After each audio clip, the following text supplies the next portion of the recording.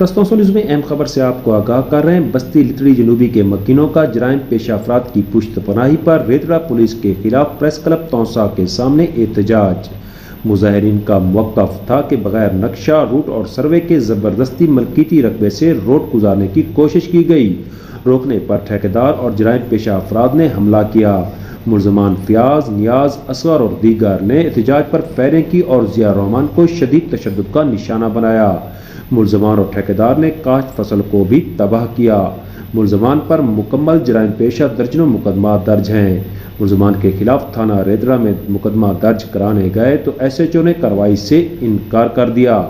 मुलजमान को सियासी सरपरस्ती हासिल है और ये सोशल मीडिया पर असला लेकर दनादनाते फिरते हैं, जिनकी वीडियो भी वायरल हो चुकी है। लेकिन इस सब के बावजूद थाना रेदरा कार्रवाई से गुरेजा है। उनका कहना था कि हम IG पंजाब से मुतालबा करते हैं कि मुलजमान के खिलाफ कार्रवाई की जाए। दूसरी जानिब थाना रेदरा पुलिस के तर्जमान के मुताबिक दरख्वास्त मौसूल हो चुकी है, मेडिकल के बाद कार्रवाई करेंगे। जराइम पेशा अफराद से मरासिम नहीं, मुजाहिरीन की जानिब से एहतजाज तौसा प्रेस क्लब के सामने किया गया।